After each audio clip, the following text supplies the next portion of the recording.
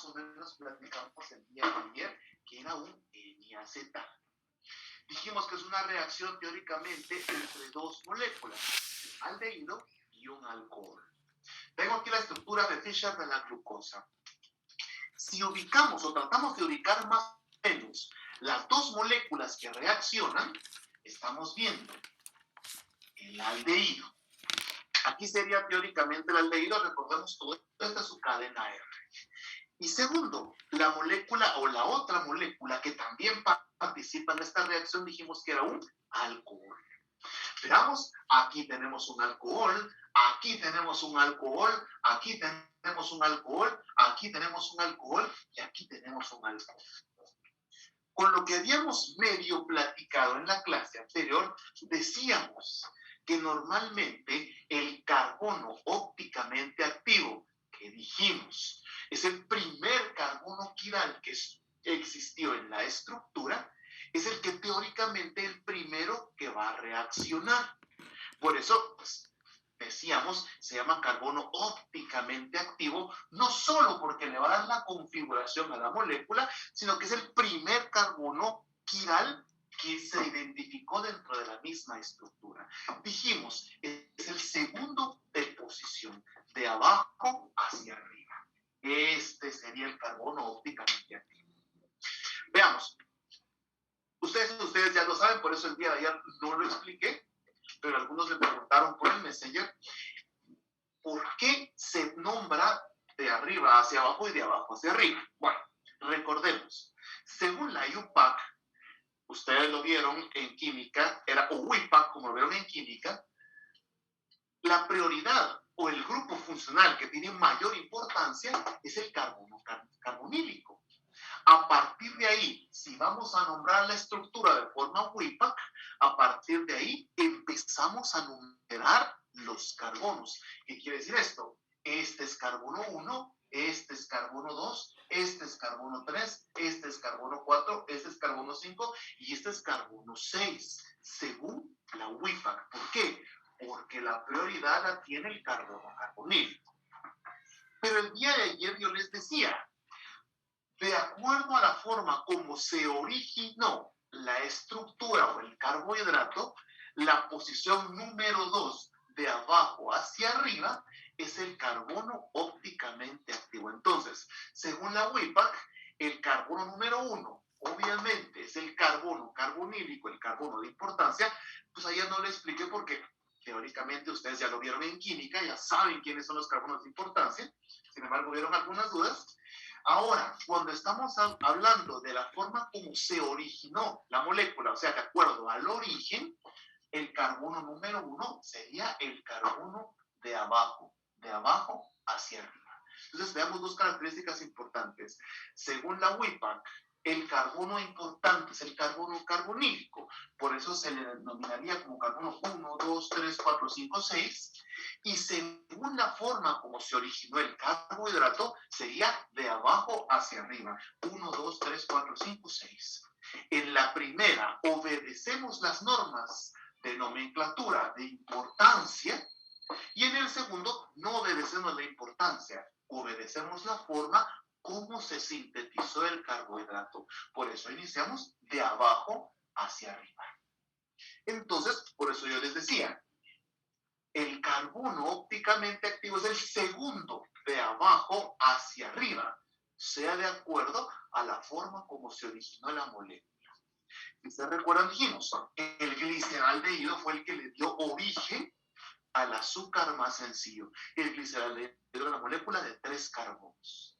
Y conforme se fue sintetizando, fueron adicionándose más cantidad de carbonos. Por eso es que, según la WIPAC, según la importancia, se numeran de arriba hacia abajo y según su forma de origen, se numeran de abajo hacia arriba. Eso porque 3 personas me preguntaron en Messenger el día de ayer porque no habían entendido por qué se numeraba de una forma de arriba hacia abajo y por qué después se numeraba de otra forma, de abajo hacia arriba. Entonces lo explico. Según WIPAC, la importancia la tiene el carbono carbonílico. Por cuarta vez lo estoy diciendo. Por lo tanto, este carbono es el carbono 1 y se numeran hacia abajo 1, 2, 3, 4, 5, 6. Ahora, de acuerdo a la forma como se originó el carbohidrato, dijimos, lo numeramos de abajo hacia arriba. ¿Por qué?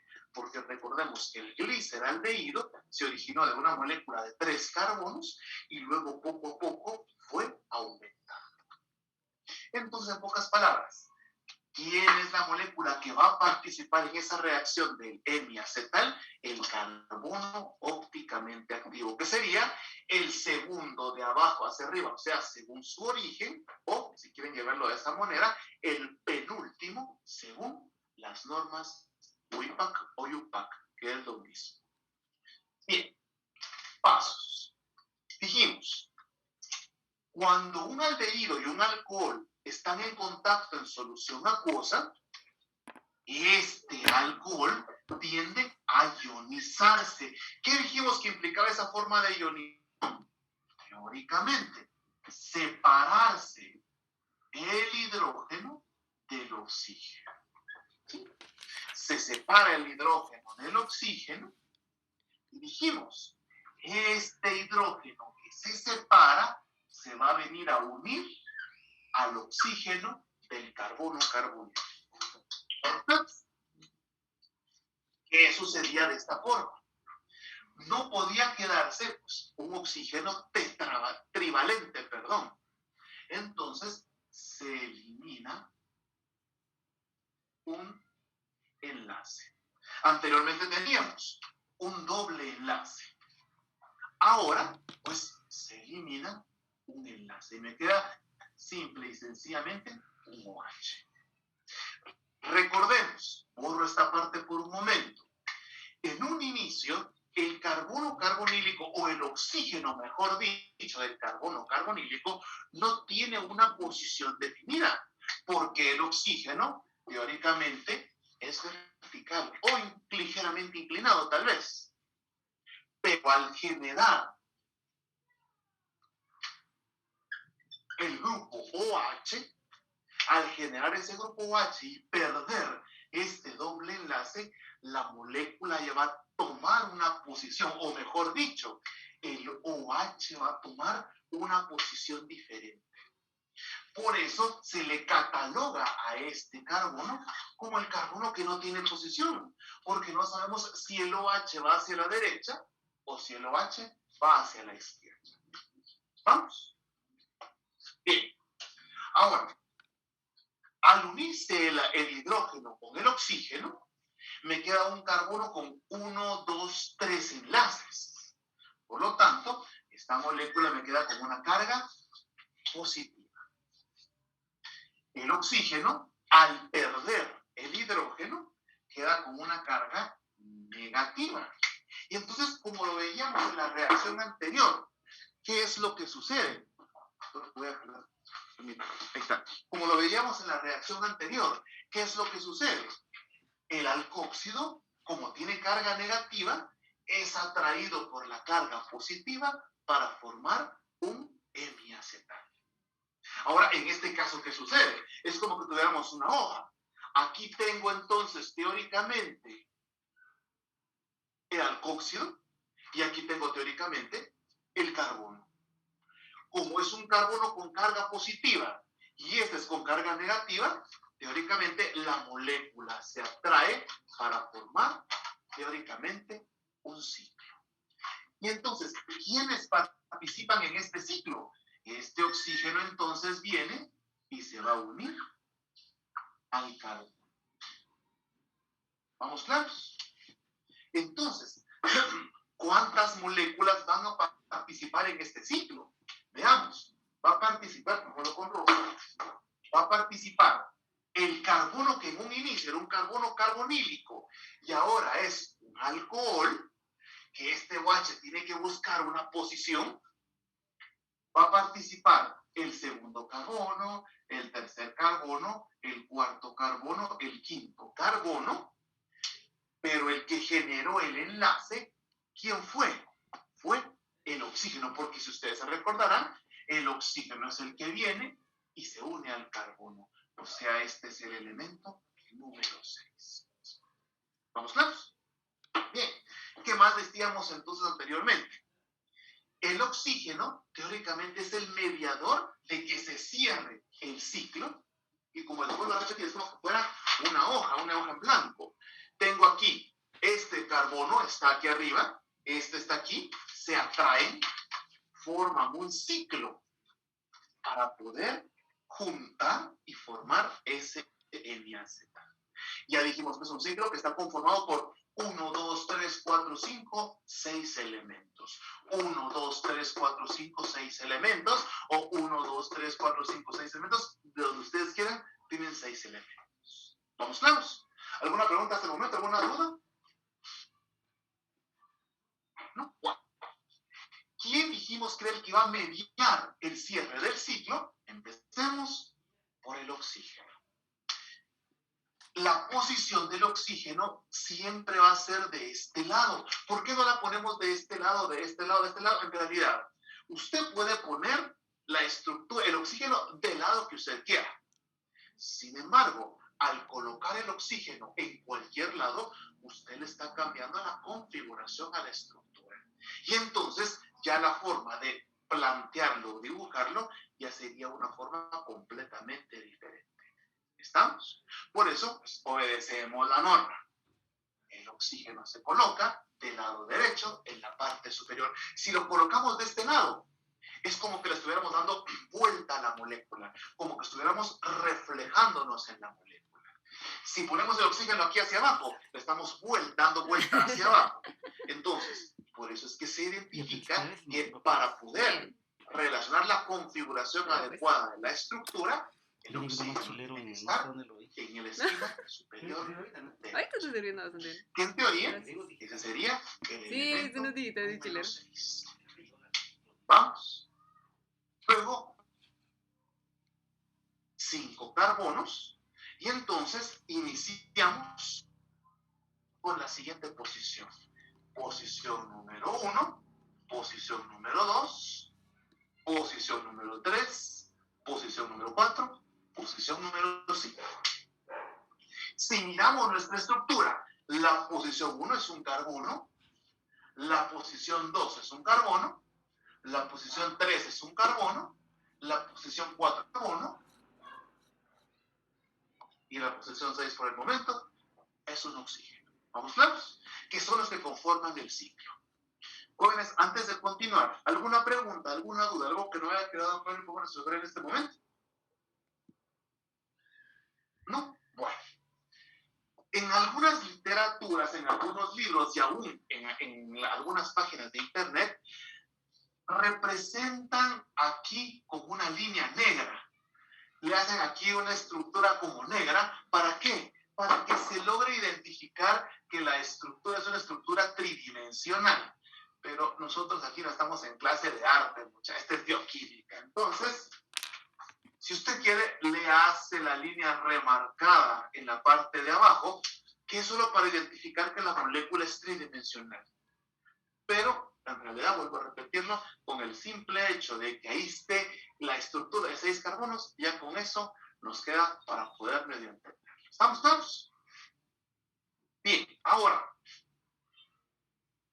¿cómo vamos a trasladar estos enlaces, estos elementos de aquí, para poderlos plantear de esta forma? Si esta línea recta se juntó para acá, eso quiere decir que todas estas líneas están fuera del plano. Vuelvo a repetirlo. Si esta línea recta que tengo aquí fue la que se juntó para formar el ciclo, quiere decir que todas estas líneas rectas que tienen hidrógenos o OHs, teóricamente son o las que quedan afuera del ciclo. Por eso vamos a representarlo colocando líneas verticales en cada una de las puntas. Vuelvo a repetirlo, ¿por qué? La línea recta es esta, ¿sí? Esta línea recta vino, vamos a repetirlo con nuestro papelito, esta línea recta está aquí, y vino, cerró ciclo, ¿sí? Pero todos los demás grupos, ¿cómo me quedaron? Me quedaron, teóricamente, afuera de todos estos ciclos. ¿Estamos? De todo el ciclo. Por eso, nuestro siguiente paso es colocar líneas verticales que me van a representar estos grupos que quedaron afuera de la estructura. Bien, ahora, primer problema. Carbono número 1. ¿Y por qué es primer problema el carbono número 1? Porque si ustedes se recuerdan, inicialmente este oxígeno no tenía una posición, porque era un carbono carbonílico, o sea, se encontraba de forma central. Vuelvo a repetirlo, carbono doble enlace oxígeno. No tenía una posición ese oxígeno, pero al momento de hidrogenarse y volverse OH, ese OH ya tiene que tener una posición. ¿Y para dónde lo tiro? Lo tiro para la derecha, lo tiro para la izquierda. ¿Hacia dónde lo tiro? Bueno, por el momento vamos a aprender una forma, ya después vamos viendo que no es así solo de pongamos el número ya, no. Por el momento vamos a aprender una forma. Este carbono entonces, como el OH no tiene una posición definida, por eso se le llama carbono anomérico. ¿Por qué carbono anomérico? Porque inicialmente era un carbono que no tenía una posición definida. Simple y sencillamente, ese OH era un carbono carbonílico, era una estructura central. Pero al volverse OH, ahora sí va a tener una posición definida. O tiene que irse ese OH para la derecha, o tiene que irse ese OH para la izquierda. Por eso a ese carbono se le da el nombre de carbono anomérico. ¿Por qué? Porque vuelvo a insistirlo y vuelvo a repetirlo. Se llama carbono anomérico porque inicialmente el OH era, el oxígeno, perdón, era central. Carbono carbonílico. Cuando ese carbono carbonílico se hidrogenó, que formó OH, ya tuvo que tener una posición, o irse a la derecha o irse a la izquierda. Pero eso fue hasta que se formó el hemiacetal. Eso al carbono se le llama carbono anomérico, carbono sin posición, porque el OH que se formó no tiene una posición definida. Entonces, ¿cómo lo podemos nosotros demostrar? ¿Cómo nosotros lo podemos dibujar? Por el momento, pues el OH puede tener dos posiciones. Podemos colocar el OH hacia abajo y el hidrógeno hacia arriba, pero como es un carbono que no tiene una posición definida, tiene que tener un nombre, ¿sí? Si nosotros colocamos, por el momento lo vamos a colocar por decisión, después vamos a ver que no es un solo por decisión, hay una regla ahí. Pero si nosotros colocamos, por ejemplo, ese OH hacia abajo, pues tenemos que darle un nombre. ¿Por qué? Porque es un carbono anomérico, un carbono cuyo grupo OH no tiene una posición definida. Entonces, si el OH lo colocamos hacia abajo, le vamos a dar el nombre de alfa. ¿Estamos? Este carbono, entonces, lo colocamos hacia abajo, le damos por el momento el nombre de alfa. ¿Quién acompaña al OH? Un hidrógeno, y ese hidrógeno entonces se dibuja en la parte de arriba. Ahora bien, pudimos también haber dibujado el OH hacia arriba, pero vuelvo a repetirlo, como el OH no tiene una posición definida, pues tenemos que darle un nombre. Cuando el OH lo colocamos hacia arriba, le vamos a dar el nombre de beta. Y obviamente, en su espacio libre, dibujaríamos el hidrógeno. ¿Estamos? Por el momento, solo lo vamos a tomar, pues si queremos lo colocamos alfa, si queremos lo colocamos beta. Por el momento, solo para aprender, ya después vamos a ver que hay una regla específica para esto. Pero entonces, vuelvo a repetirlo. ¿Por qué este carbono se llama anomérico? Porque el grupo OH no tiene una posición definida.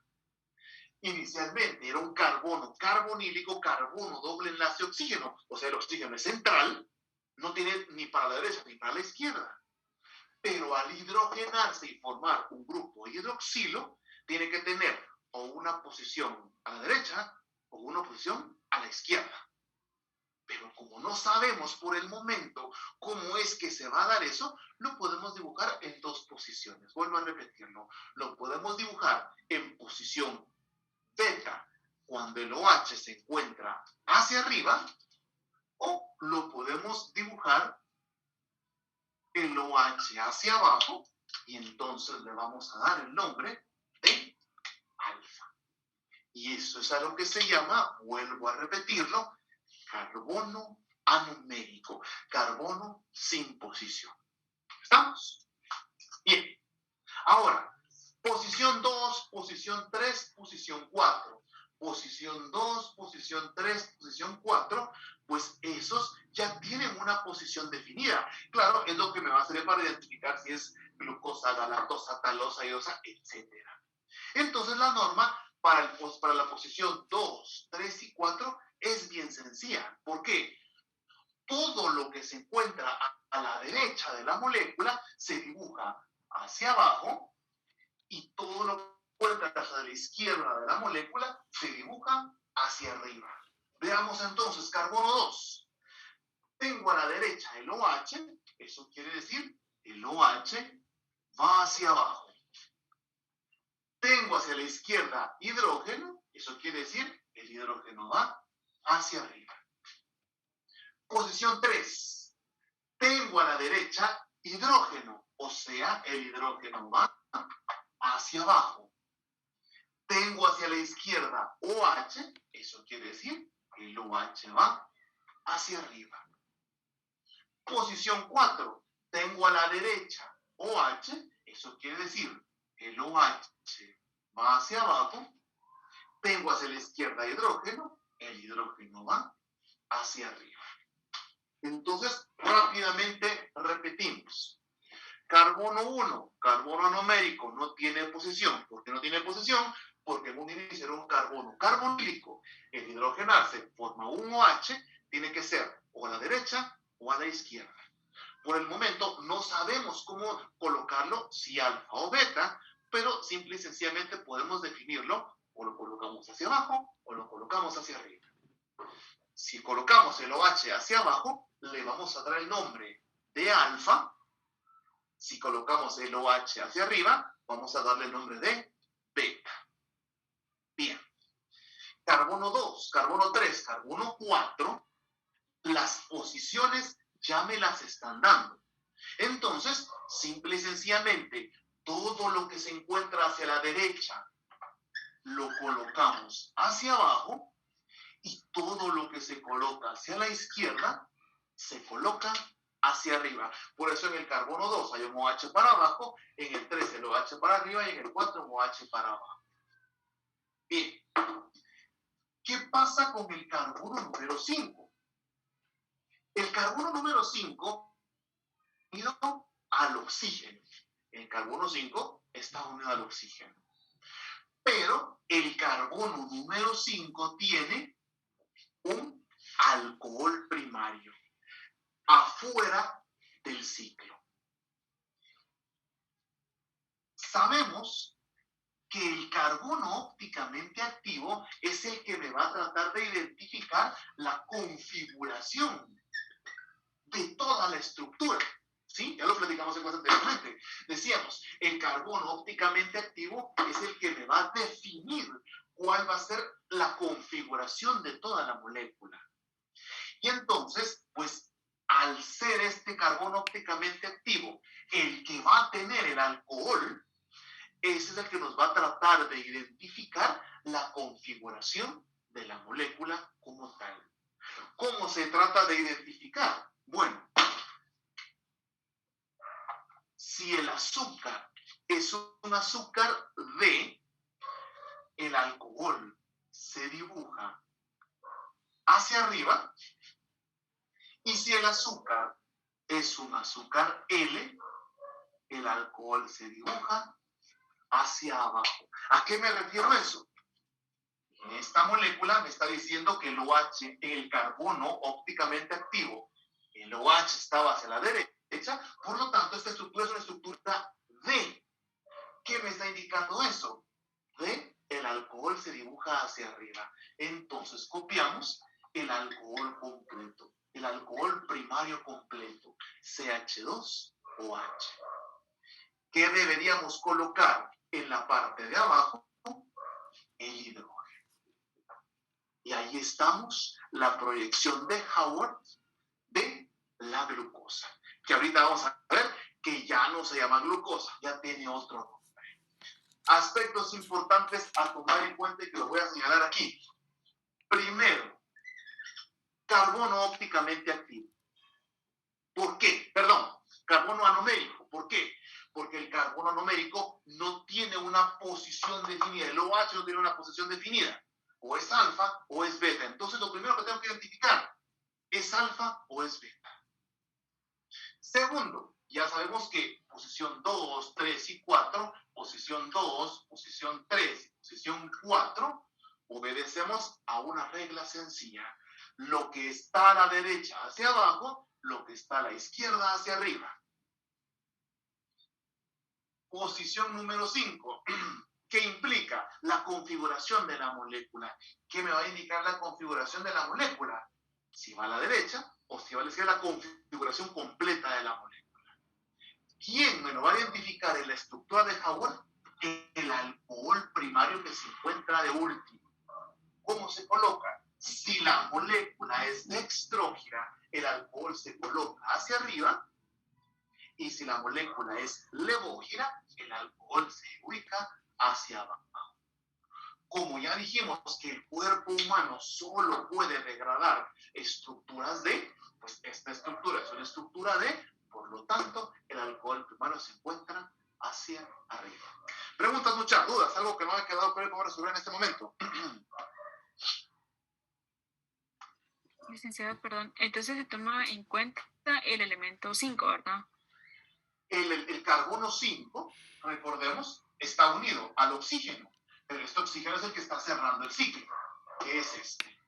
Entonces, ¿cómo voy a identificar la configuración de la molécula? De acuerdo a la posición del último alcohol, al alcohol primario. ¿Estamos? Okay. Gracias. ¿Alguien más? Disculpe, Lick, a mí no me quedó claro cómo colocarlo, el número 5. Disculpe. El número 5 va a depender. El número 5, usted no va a colocar el OH, porque si se da cuenta, el OH no existe ya.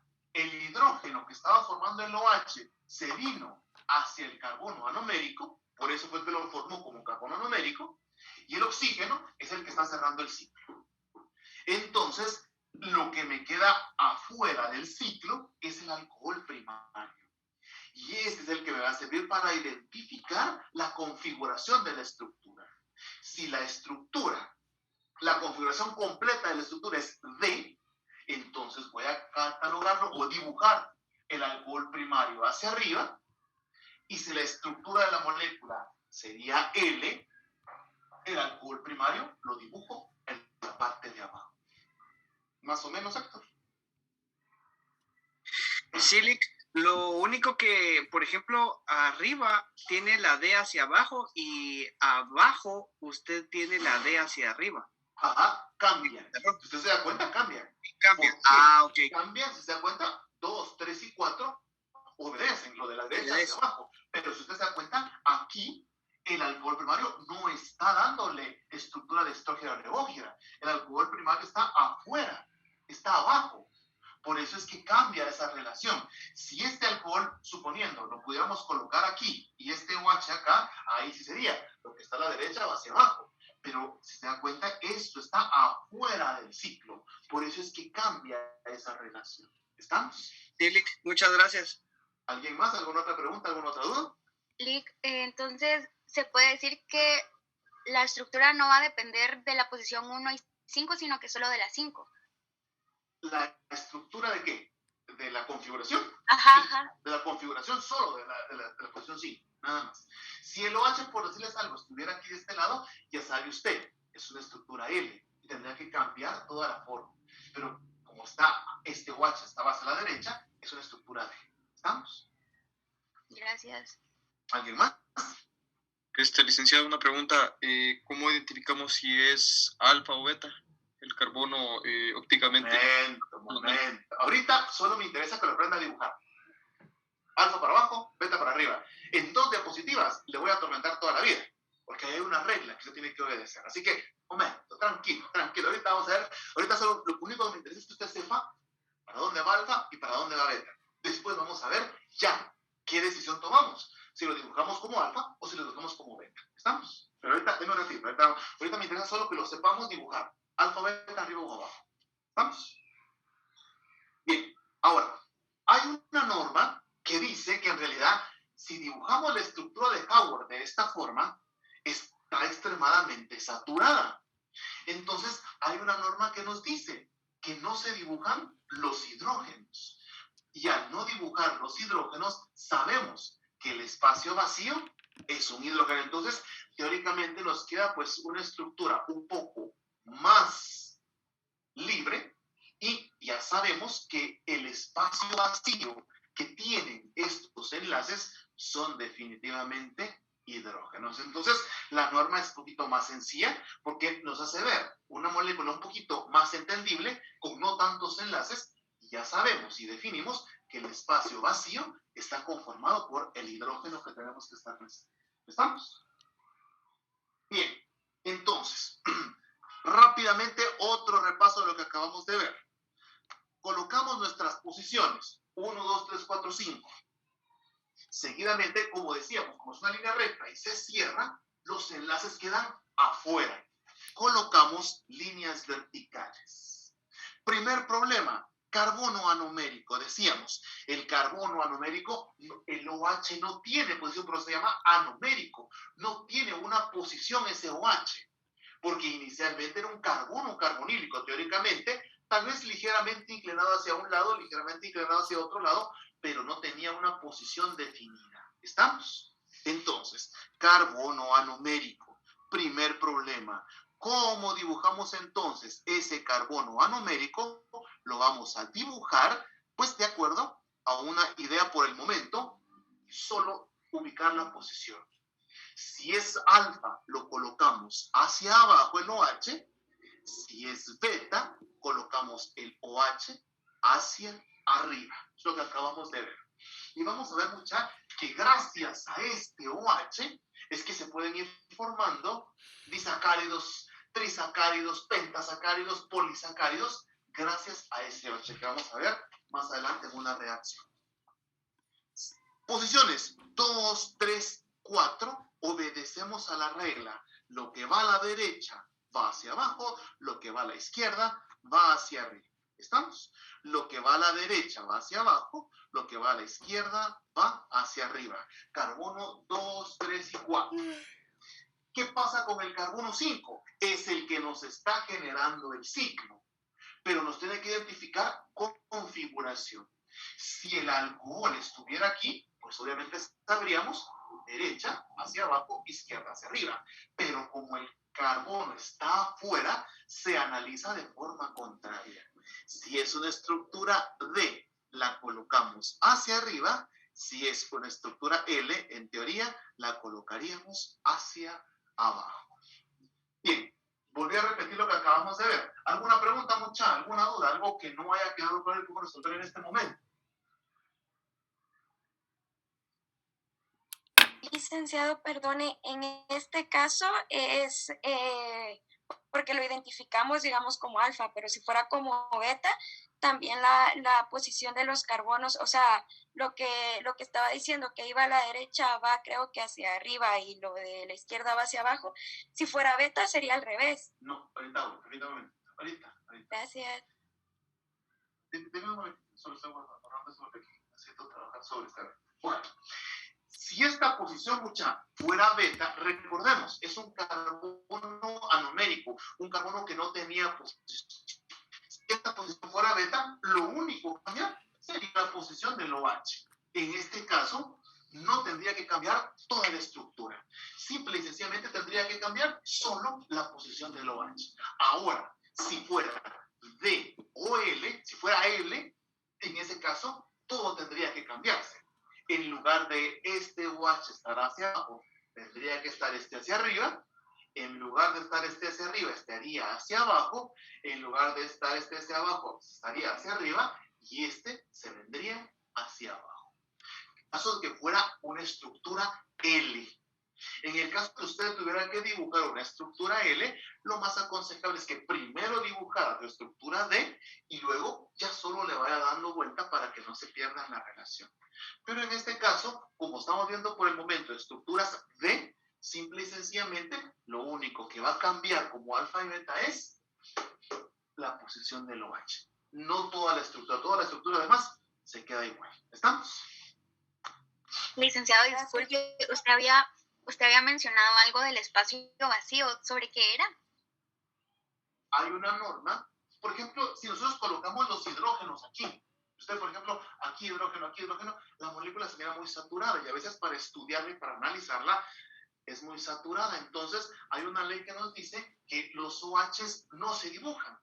Y entonces ya definimos como que el espacio vacío ya es un hidrógeno. Simple y sencillamente, al tener el espacio vacío, lo definimos como un hidrógeno. ¿Estamos? Gracias.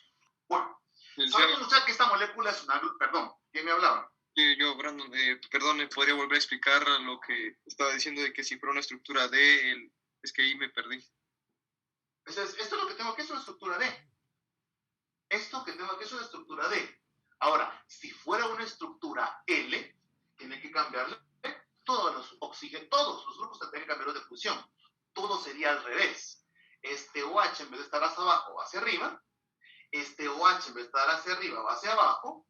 Este OH va para arriba y obviamente el alcohol primario iría para abajo. Si se les dijera, a ver, dibujen una estructura L, una L-glucosa, pues ya saben, primero dibujarían, para hacerlo más fácil, primero dibujamos la estructura de la glucosa y luego ya solo cambiamos el orden de los grupos. Bien, esto, mucha, ya no es una glucosa, porque glucosa sería en la estructura lineal de Fischer. Esto ya tiene un nombre un poquito más complejo, por eso traté de borrar todos los números, porque ahorita voy a colocar otros números. Esta molécula entonces ya no es una simple glucosa, porque tiene diferentes posiciones y tiene diferentes configuraciones. Entonces, para esta estructura se utilizan aproximadamente 4 o 5 pasos. Lo primero, la forma en la que se encuentra el carbono anomérico. Si recordemos, si el OH está hacia abajo es alfa, si el OH se encuentra hacia arriba es beta. En esta posición, nosotros ahorita lo dejamos como beta. Entonces, para nombrar esta molécula, primero nombramos el carbono, la posición del carbono anomérico. Aquí lo tengo como beta, sería beta. En química, ustedes vieron que para separar nombres entre número y nombre o ubicación, se utiliza el guión. Entonces, primero, para nombrarlo, primero la posición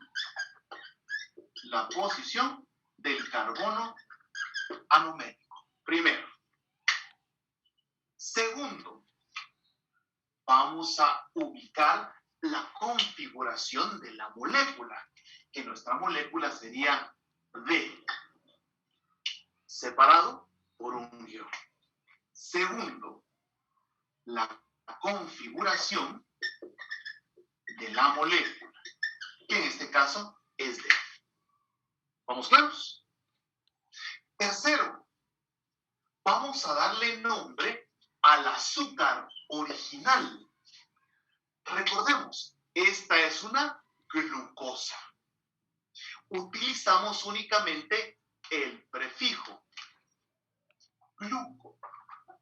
¿Sí? Tercero, el nombre del azúcar según Fischer.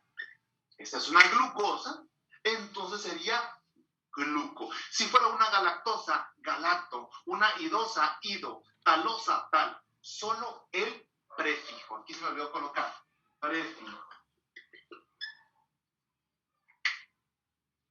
Cuarto, si se dan cuenta, ya no es una glucosa normal. Es una glucosa que se encuentra en un heterociclo. Cuarto, como colocamos el nombre del heterociclo. A ver, muchachos, ayer les platiqué cómo dijimos que se llamaba ese heterociclo.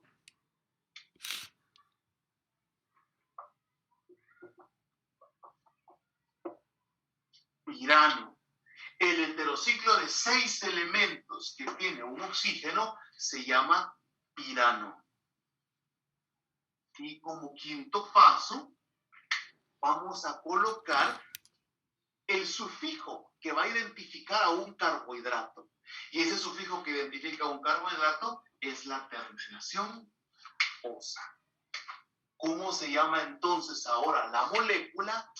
Beta-D-glucopiranosa. Ya no es una simple glucosa, ya no es una simple D-glucosa, no. Una D-glucosa es un azúcar, o sea, en estructura cristalina, sólida, transparente, incolora, etc. Eso es la D-glucosa. Ahora, una beta-D-glucopiranosa, eso es un ciclo en estructura o una proyección de Hayward que identificamos, que es cuando un carbohidrato entra en solución acuosa. Volvámoslo a repetir, solo que veamos en esta estructura que tengo aquí en la pantalla. Primera parte entonces, carbono anomérico. Aquí la posición no es beta, aquí la posición es alfa. Alfa. Segundo, me separamos por un guión. Identificamos ahora la configuración. La configuración es D, porque está hacia arriba. Colocamos D. Separamos por guión. Tercero, utilizamos el prefijo de la molécula. En este caso es glucosa, utilizamos gluco. Cuarto paso, el nombre del heterociclo. El heterociclo, formado por 6 elementos y que tiene un oxígeno, se llama pirano. Entonces le damos el nombre, le colocamos el nombre de pirano. Por último, identificamos que es un carbohidrato y ya dijimos que el sufijo que identifica los carbohidratos es la terminación osa. Por lo tanto, colocamos la terminación osa. ¿Cómo se llama entonces ahora la molécula? Alfa-D o beta-D glucopiranosa. Y de igual forma, si hacen la galactosa, alfa o beta-D o L, galactopiranosa, talopiranosa, etc. ¿Alguna pregunta, muchachos? ¿Alguna duda? ¿Algo que no haya quedado claro? Licenciado, ¿se podría decir que todas las que vamos a trabajar van a ser piranosa? Por el momento sí. Durante los siguientes 20 segundos todas son piranosas. En los siguientes 20 segundos de vida ya no todas son piranosas. Ahorita vamos a ver otras. Pero por el momento sí, todas son piranosas. ¿Estamos? Bien, ahora, parte importante. ¿Para qué fregados este viejo loco nos explicó el hemiacetal? ¿Dónde fregados está el hemiacetal? El hemiacetal. ¿Por qué? Veamos. El carbono que tiene unido un OH, tiene unida una cadena R, tiene unida una cadena OR y tiene un hidrógeno. Eso es entonces el hemiacetal. ¿Dónde identificamos entonces directamente el hemiacetal? En el carbono anomérico. ¿Por qué es un hemiacetal? Hemi, porque tiene su grupo OH, A, porque viene de un aldehído, y cetal, porque es un grupo OR, o sea, un éter. Preguntas, dudas, algo que no haya quedado claro y podemos resolver en este momento. ¿No? Licenciado, disculpe, ¿podría volver a mencionar otra vez lo de por qué es un hemiacetal, por favor? Por esto, aquí está la estructura de la hemiacetal. OH del N. A, porque viene de un aldehído. hemiacetal, porque viene de un aldehído. Y cetal, porque es un éter. O-R-O-R. ¿Cómo lo identificamos? Como carbono anomérico. ¿Por qué? OH, OH. Cadena R, cadena R. Cadena O-R, cadena O-R. Hidrógeno, hidrógeno. Eso es un hemiacetal. ¿Qué era un hemiacetal? El producto de la reacción de un aldehído y un alcohol. ¿Estamos? ¿Más o menos? Sí, gracias, licenciado. ¿Alguna pregunta? ¿Otra cosa?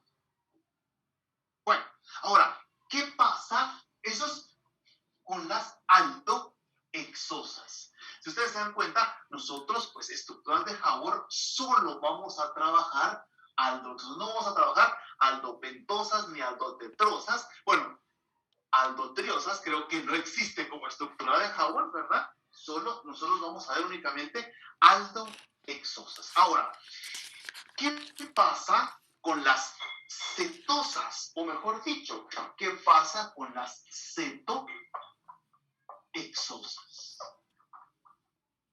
¿Qué pasa con las cetohexosas? ¿Qué son cetohexosas? Recordemos, un azúcar que tiene una cetona de 6 carbonos y la terminación osa, que es un carbohidrato. Y la molécula que tenemos aquí enfrente, que están observando ustedes, es la cetohexosa más conocida, que se llama fructosa. Esa es la más conocida, la que encontramos directamente en las frutas, la que encontramos directamente en los vegetales, es la que más se encuentra a nivel del vegetal. Una manzana tiene fructosa, un banano tiene fructosa, también tiene glucosa, pero la manzana tiene alta cantidad de glucosa. Por ejemplo, lechuga tiene un poco de fructosa, son las que encontramos en mayor cantidad en la naturaleza. La miel tiene fructosa. La miel tiene fructosa. La mayoría de los vegetales, de las frutas, contienen fructosa. Es la cetosa más común, es la cetosa más conocida en la naturaleza, la fructosa. Entonces, veamos, la aldohexosa más conocida en la naturaleza, obviamente, la glucosa. La cetohexosa más conocida en la naturaleza es la fructosa. Muchos de los chicles que venden contienen niveles altos de fructosa. A veces es un poco complicado la fructosa porque la fructosa se metaboliza en el hígado y entonces eso puede causar algunos problemas en algunas personas. Las personas diabéticas, pues que en algún momento lo llegan a padecer de problemas en el ojo, que empiezan a tener catarata, es porque el cuerpo trata de sintetizar fructosa en lugar de glucosa para que la pueda absorber mejor el cuerpo, pero sucede que al llegar al ojo, pues esta fructosa se convierte en algo que se llama sorbitol, y el sorbitol, ustedes no sé si ya lo empezaron a ver con el doctor Popol, es un edulcorante, y ese edulcorante se empieza a almacenar en el ojo. El ojo no tiene la capacidad de degradar el sorbitol y es lo que empieza a generar esa especie de placa que conocemos con el nombre de catarata. Entonces, por eso las personas que son diabéticas es necesario que sí, cero consumo de glucosa, vuelvo a repetirlo, porque en el cuerpo la glucosa a veces puede tomar la forma de la fructosa y llegar al ojo, convertirse en sorbitol y quedarse ahí en el ojo generando catarata. Bien. Esa estructura que tenemos entonces se llama fructosa. Veamos, ¿qué diferencia tenemos? Anteriormente veíamos un hemiacetal, porque era un aldehído. ¿Qué tenemos ahora? Ahora es una cetona. Una cetona que va a reaccionar con un alcohol. Hidrógeno del alcohol se une con el oxígeno,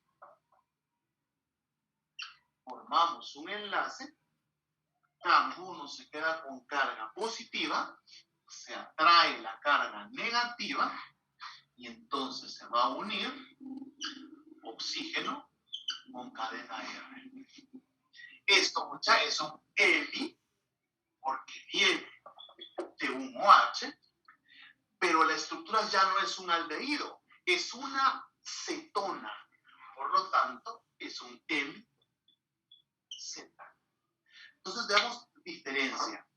En las aldosas, por la presencia del aldehído, se pueden formar hemiacetales, mientras que las cetosas, por la presencia de la cetona, se pueden formar hemicetales. ¿Estamos? Bien. Veamos entonces más o menos la reacción. La reacción, mucha, casi que es igual. Vamos a ver. 1, 2, 3, 4, 5, 6. CH2OH. Ahora, veamos algo importante. En el caso de la fructosa, si ustedes se dan cuenta, tenemos 2 alcoholes primarios. ¿Por qué? Porque si este alcohol, este carbono carbonílico, mejor dicho, estuviera aquí arriba, sería un aldehído, no sería una cetona. Entonces, lo que cambia teóricamente es esa posición. Bueno, mismísima situación. ¿Quiénes son las moléculas que van a participar en la formación del ciclo? El carbono carbonílico y el ópticamente activo, el carbono ópticamente activo, que sería el segundo de abajo hacia arriba. ¿Cómo se da el proceso? Mismo proceso. El hidrógeno, el alcohol, se ioniza, o sea, me queda con una carga negativa, y el hidrógeno viene y se une al oxígeno. Bien. Se pierde un doble enlace y esto me queda con carga positiva. El oxígeno entonces viene y se une, aquí lo hice mal, perdón, tendría que haber entrado aquí, es aquí para acá, y forma el ciclo. Veamos, ¿el ciclo de cuántas moléculas ahora? De 1, 2, 3, 4, 5 estructuras. Veamos otra vez aquí, la misma situación, solo que aquí en la pantalla. Tenemos el carbono carbonílico y el alcohol, el carbono, ópticamente activo. Misma situación, participan los 2 elementos. El hidrógeno viene, se une a la estructura, al OH, perdemos doble enlace. El alcohol entonces me queda con carga negativa, el carbono me queda con carga positiva. Misma situación, las cargas se atraen, se cierran ciclos. Y entonces, ahora el ciclo, ¿por cuántos elementos va a estar conformado? Siempre, mediado por el oxígeno, el ciclo va a estar conformado por 5 elementos. Veamos, numeremos. 1, 2, 3, 4 y el oxígeno 5. Hagamos un ciclo de 5 elementos. 1, 2, 3, más o menos la cosa va así, muchachos, ustedes, que sí. Más o menos esa es la idea, ¿sí? Tenemos un ciclo de 5 elementos. Misma situación que veíamos anteriormente.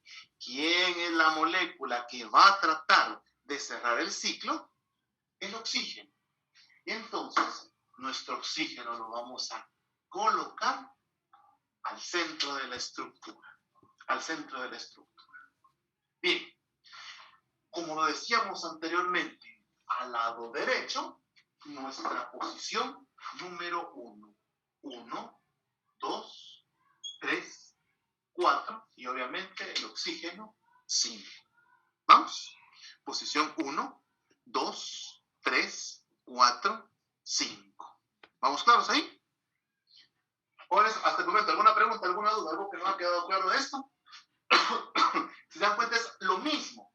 Lo único que cambió es que ahora el ciclo ya no es de 6 elementos. Primero, es en una cetona. Segundo, el ciclo me queda de 5 elementos. Y tercero, lo más importante, ahora tengo 2 alcoholes primarios afuera del ciclo. ¿Vamos claros, muchachos? ¿Alguna pregunta, alguna duda? Bueno, mismo procedimiento, colocamos nuestras líneas verticales. ¿Por qué? Porque estamos representando otra vez que todos es ciclo. Colocamos entonces otra vez nuestras líneas verticales y vamos otra vez con el mismo procedimiento. ¿Qué tenemos otra vez? Otra vez tenemos el mismo problema del carbono 1. El carbono 1, recordemos, no tiene una posición original. Ahora ustedes me dirán, pero ahí en el dibujo que usted hizo, pues ahí mira que el OH sí está hacia un lado. Igual, pues todo lo hacemos de esta forma porque esto es plano. Pero si tuviéramos en un marco tridimensional, sabríamos que este doble enlace de oxígeno tampoco es una estructura que va o a la derecha o a la izquierda. Nosotros la dibujamos así plana porque en su marco de 2 dimensiones que tenemos aquí, no podemos dejarle una tercera dimensión, pero tenemos la misma situación.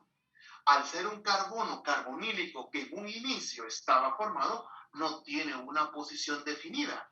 Al hidrogenarse, pues ya llega a tener una posición o a la derecha o a la izquierda. Y lo vuelvo a repetir. Alguien me puede decir, pero ahí en su dibujo, ahí se mira que tiene una dirección hacia la derecha. Lo dibujamos así porque, vuelvo a repetirlo, aquí el pizarrón es plano. Pero si lo dibujamos de forma tridimensional, pues identificaríamos que ese carbono carbonílico otra vez no tiene una posición definida. Y entonces, misma situación. ¿Hacia dónde vamos a ubicar la posición de ese OH? ¿O hacia forma alfa o hacia forma beta? Alfa hacia abajo y beta hacia arriba. Coloquémoslo alfa por el momento. Alfa sería OH hacia abajo. Ahora viene una característica importante. Lo que está unido al carbono no es un hidrógeno, es un alcohol primario. No podemos entonces simple y sencillamente decir, hay que se cree el espacio vacío, porque no es un hidrógeno. En este caso, sí tenemos que dibujar el alcohol primario completo, porque vean, el carbono 1 tiene unido un CH2OH, un alcohol primario. Diferencia, como lo mirábamos anteriormente, con las aldosas. La aldosa lo que tenía era un hidrógeno. Y claro, podíamos dejar el espacio vacío. Pero en este caso no tengo un hidrógeno, lo que tengo es un alcohol primario. Y entonces, aquí no importa el alcohol primario. Lo importante es el OH, porque vuelvo a repetir lo mismo. El OH puede ser alfa, si está para abajo, o puede ser beta, si lo coloco hacia arriba. En el espacio sobrante colocamos el alcohol primario, que es el que se encuentra aquí, representado en la estructura. ¿Alguna pregunta, muchachos? ¿Alguna duda? Pero, ¿no? Bueno, ahora, posición 2 y posición 3. Posición 2 y posición 3, mismísima situación. Lo que se encuentra a la derecha va hacia abajo, lo que se encuentra a la izquierda va hacia arriba. Entonces veamos, posición 2, el hidrógeno va a la derecha, o sea, va hacia abajo. Ya sabemos que podemos no dibujar. El OH va hacia la izquierda, o sea, va hacia arriba. Colocamos el OH para arriba. Posición 3. Lo miramos, lo que va a la derecha va para abajo. En la posición 3 el OH va hacia abajo. Hacia la izquierda va el hidrógeno no lo colocamos. Si usted desea, lo puede colocar. En realidad, es que al colocarlo, pues se mira todo saturado, como usted lo desee colocar. Último carbono, carbono 4.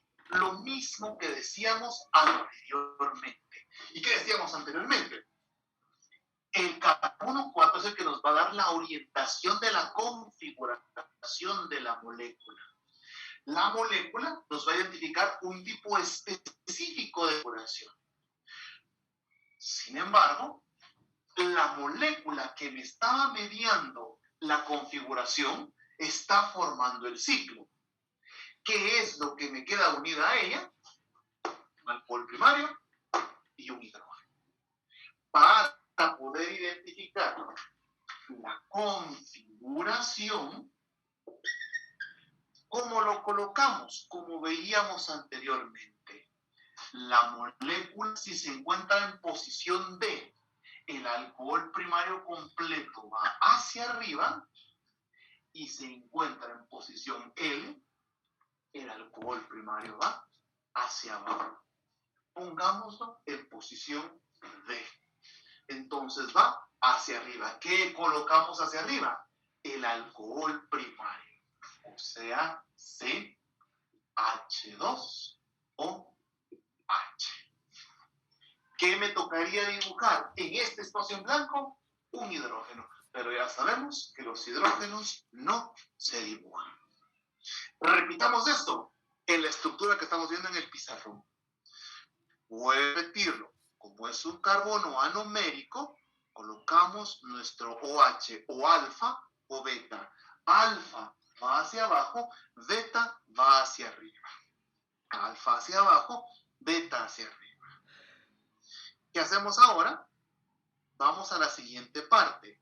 Carbono 2 y carbono 3. ¿A qué obedece carbono 2 y carbono 3? Lo que va a la derecha va para abajo, lo que va a la izquierda va hacia arriba. Perdón, lo que va a la derecha va hacia abajo, lo que va a la izquierda va hacia arriba. Último paso, la configuración de la molécula. ¿Cómo vamos a identificar la configuración de la molécula? Si es D o si la molécula es L.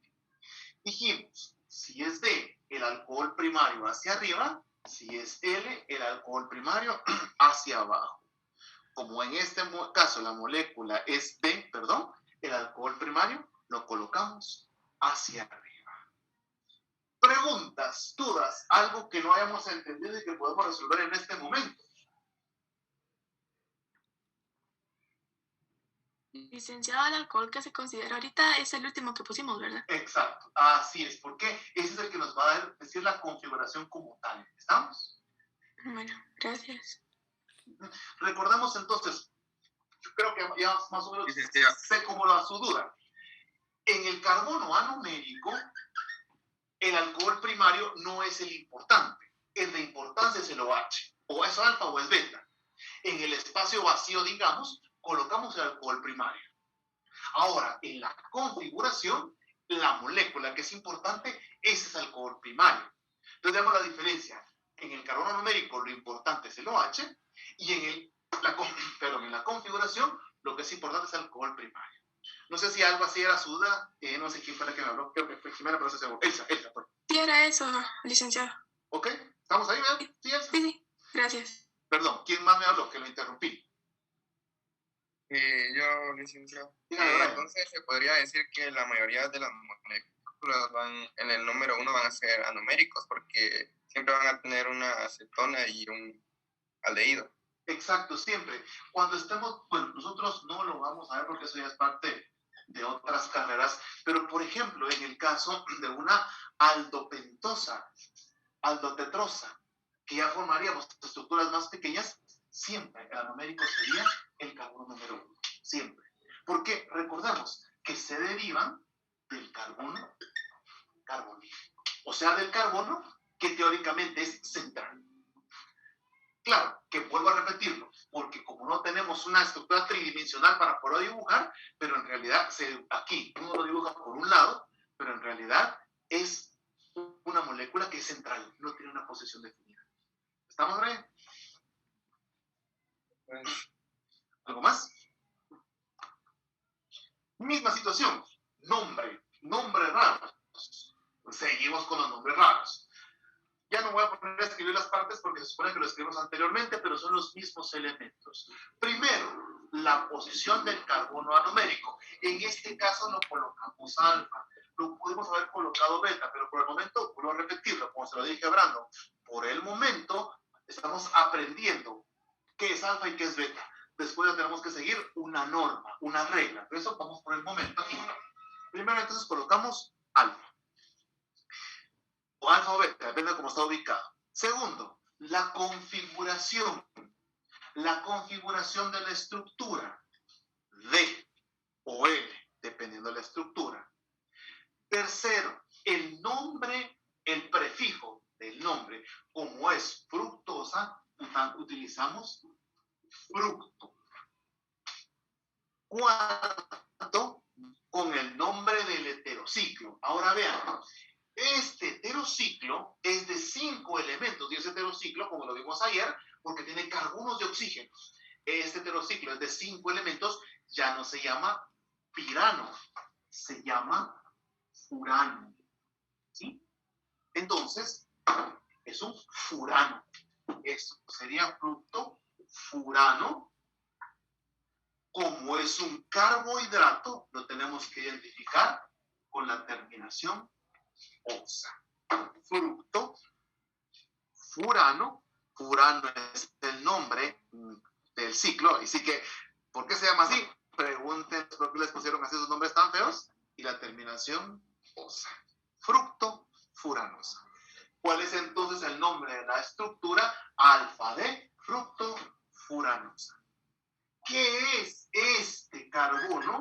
Claro, es un carbono anomérico, no vamos a entrar en detalle, pero también es un hemicetal.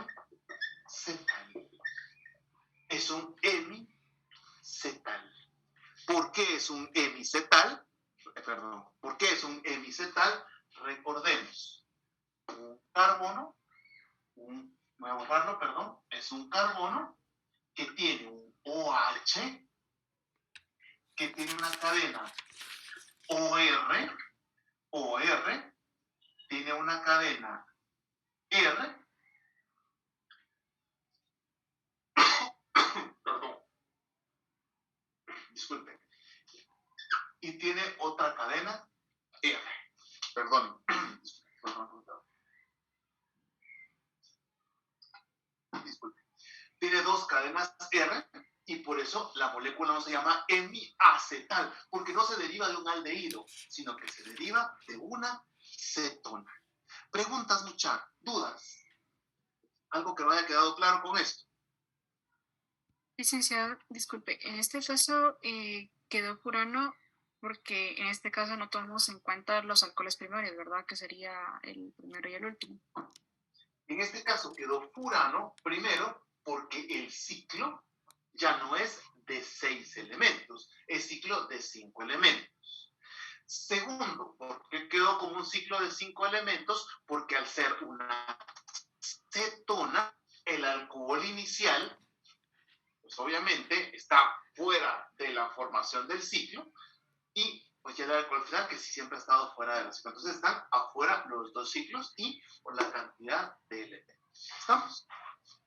Entonces, cuando sean cetonas, pues no tomamos en cuenta el primer alcohol, y de una vez ya tenemos que tomar en cuenta que va a ser un furano, no... Siempre y cuando sean cetohexosas, ¿sí? Si son cetohexosas, ustedes saben que es un pirano. Entonces, aquí así de sencillo. Si es una aldohexosa, que es lo que les voy a explicar ahorita, una aldohexosa, el núcleo o el ciclo o heterociclo es un pirano.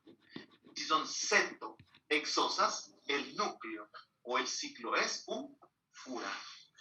Únicamente vamos a ver esos 2 tipos de heterociclos. Hay diferentes tipos de heterociclos, pero para su carrera lo más importante son las aldohexosas y las cetohexosas. Nada más. Y sobre esa, pues pueden ustedes practicar, por ejemplo, en el caso de las aldohexosas, pueden trabajar, practicar con la idosa, con la talosa, con la manosa, con la galactosa, y en el caso de las cetonas con la sorbosa, la silosa, que son básicamente las otras 4 moléculas que estamos ahí.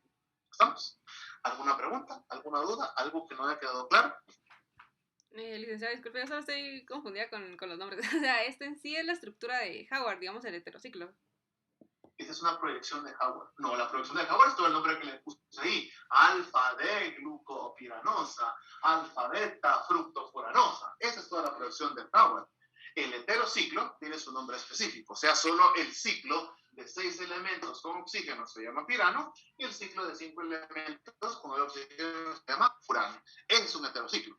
Aparte es la proyección de Howard, que es todo lo que acabamos de dibujar ahorita. Listo, ya. Muchas gracias, licenciada. Bien, entonces, compliquémonos un poquito más la vida. ¿Por qué? Bueno, resulta que cuando estamos hablando de soluciones a cosas, y aquí es la primera parte donde vamos a tratar de ver si lo dibujamos alfa o si dibujamos beta, ya no me va a dar tiempo de explicarles la segunda norma, pero la primera norma, para saber si las moléculas son alfa o son beta, algo que se llama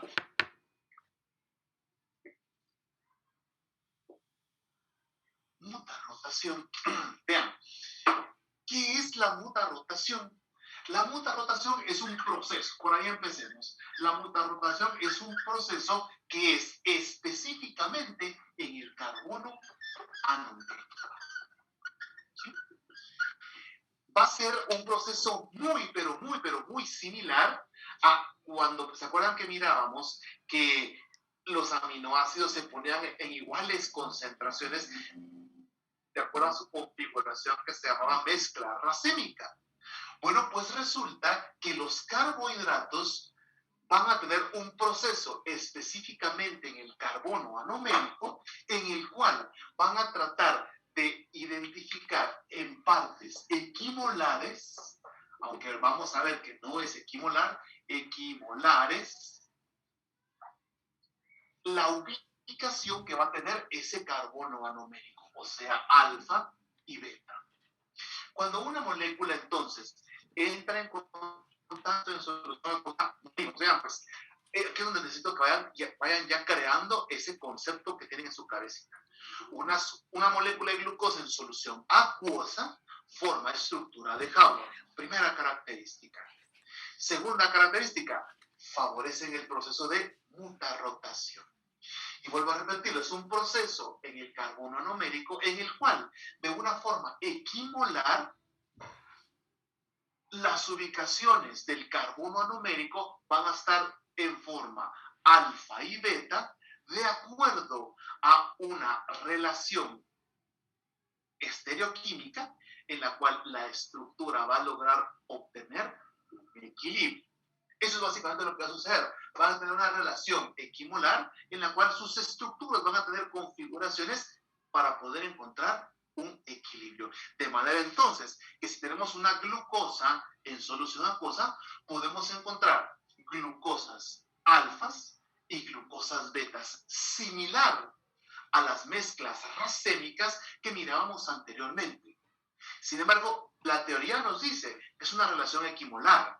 Sin embargo, en un proceso normal no es una relación equimolar. ¿Por qué? Porque se produce mayor concentración de moléculas en forma beta y una menor concentración de moléculas en forma alfa. Entonces, la teoría nos dice que más o menos el equilibrio va en un 36% de estructura en forma alfa y un 63% en estructura de forma beta. Entonces, cuando nosotros normalmente hagamos si en algún momento se les dice, realice la estructura de Howard de X molécula, ustedes por el momento, como primera opción, van a realizar la que se encuentra en mayor proporción. Porque de forma equimolar, vuelvo a repetirlo, en mayor proporción vamos a encontrar moléculas en forma beta. Eso es lo que se le llama proceso de mutarrotación. Vuelvo a repetir, lo que es el proceso de mutarrotación. Es un proceso en el carbono anomérico en el que de forma equimolar vamos a encontrar moléculas alfa y moléculas beta para llegar a tener un equilibrio entre ellas. Las proporciones son mayor concentración de estructuras beta y menor concentración de estructuras alfa. Entonces, por el momento, dibuja una estructura de Howard. La mayoría de las moléculas se dibujan en forma beta, porque son las que más se van a encontrar. Si encontramos mayor cantidad en estructuras beta. ¿Estamos? Bien, ahora, cuando un azúcar se encuentra alfa o cuando un azúcar se encuentra beta, pues aunque sean alfa y cuando sean beta, tienen diferentes características. Si ustedes se recuerdan que platicamos, por ejemplo, entre el almidón y la celulosa. El almidón era alfa y la celulosa era beta. Todas estaban conformadas por glucosas, todas en una misma cantidad. La diferencia, que el almidón era alfa, vamos claros, y la celulosa era beta.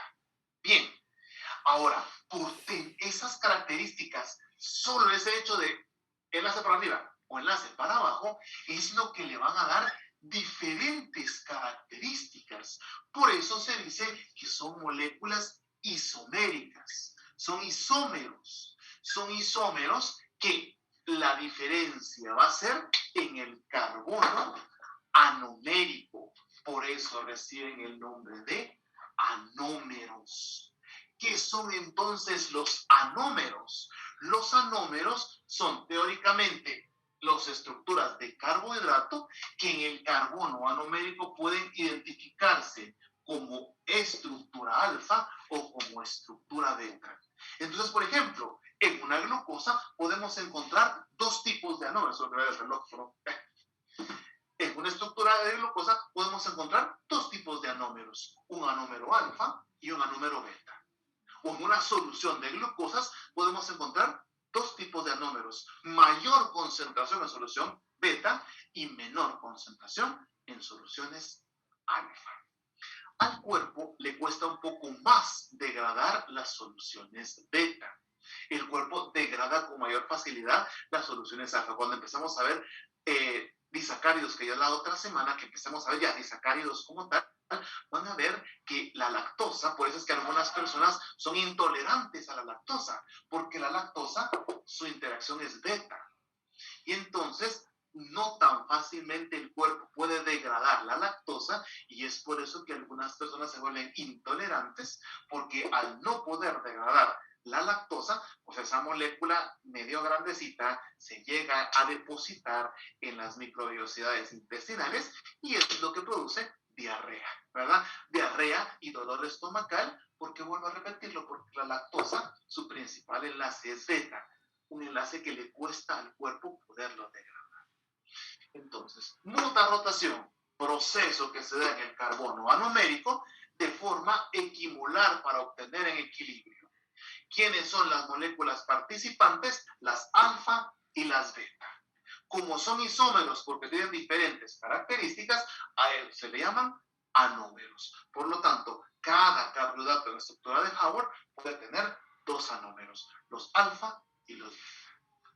Preguntas. Vean entonces aquí una trampita que siempre les pongo.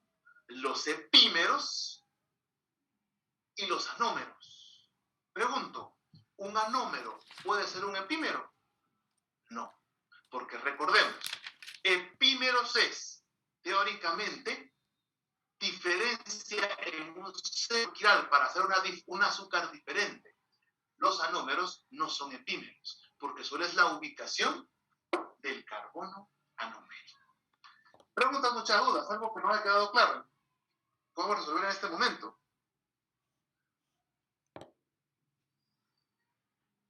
¿No?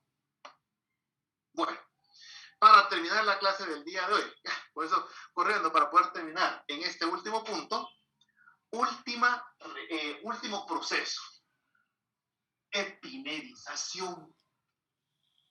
Último proceso, epimerización. Ya. En la próxima clase ya vamos a empezar a ver confórmeros de azúcar. ¿Qué son esos de confórmeros? Ahí lo vamos viendo más adelante, en la próxima clase. Epimerización. ¿Qué es una epimerización? Pues así de sencillo, así como lo dice la teoría. Epimerización es obtener epímeros. Tengo una glucosa y voy a obtener epímeros de la glucosa. La glucosa puedo obtener una alosa.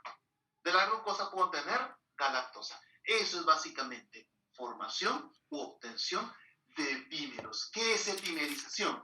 Epimerización es una reacción, por empezar y empecemos, es una reacción química.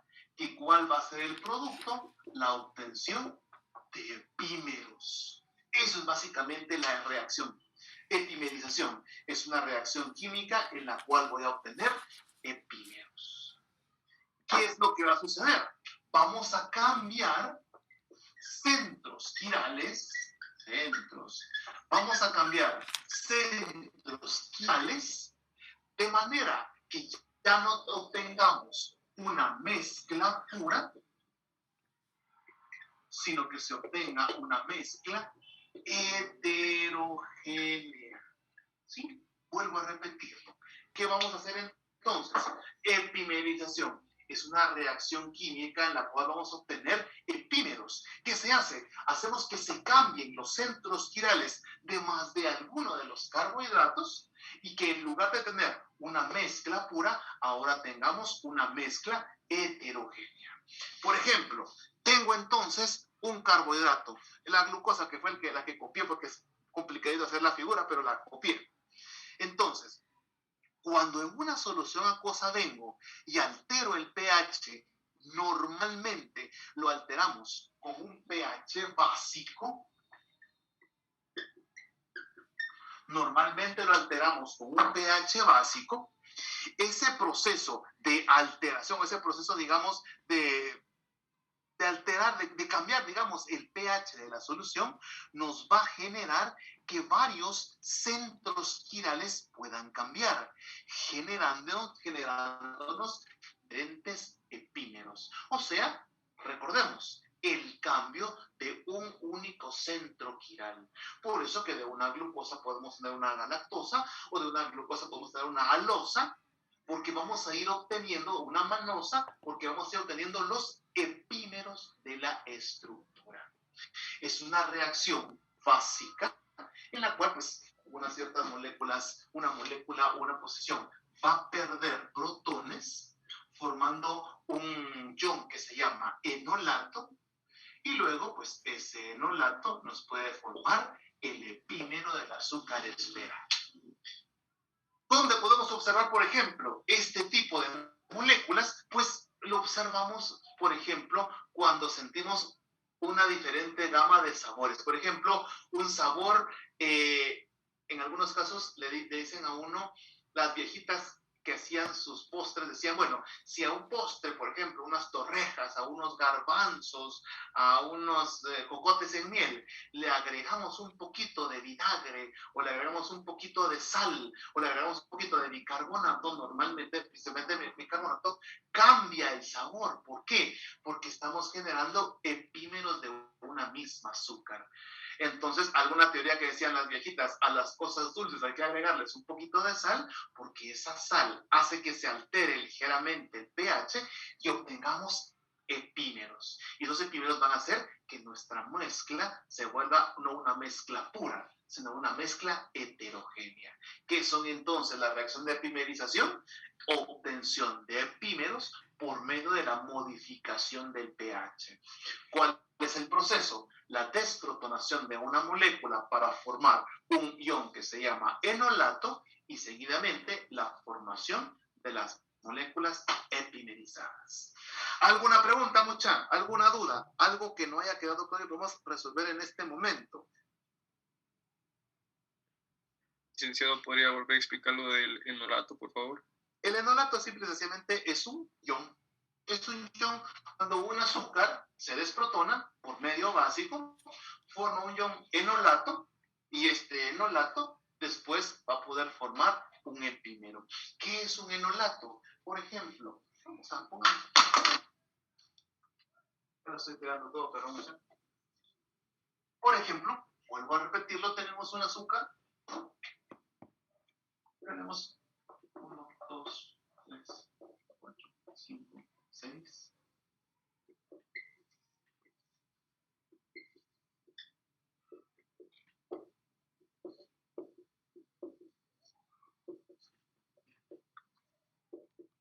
Voy a dibujar los hidrógenos por factor tiempo. Simple y sencillamente, cuando hablamos de un proceso de dimerización, estamos hablando que una molécula se puede desprotonar. Por ejemplo, agarremos este. Bueno, eliminamos entonces el hidrógeno, y al eliminar el hidrógeno, eso nos puede llegar a formar teóricamente un enlace, pero un enlace que tiene 2 carbonos carbonílicos, y eso es lo que se le llama enolato. Y entonces este enolato tiene la facilidad de rotar este doble enlace oxígeno y seguidamente volverlo a hidratar para formar el epímero. ¿Cómo es que se elige el carbono? Va a ser específicamente al tipo de carbohidrato que se utilice. Por ejemplo, puede ser que la glucosa se epimerice en el segundo carbono o se epimerice en el tercer carbono, en el cuarto. Eso va a depender de la selección básica. Entonces, enolato simple y sencillamente vuelvo a repetirlo. Vamos a ver. Si tengo el OH de esta forma, la molécula se desprotona. Al desprotonarse, forma un doble enlace. Este doble enlace hace que la molécula gire y se vuelve a protonar después. Forma el carbono. Eso es técnicamente lo que sucede en una epimerisis. Más o menos, Brandon.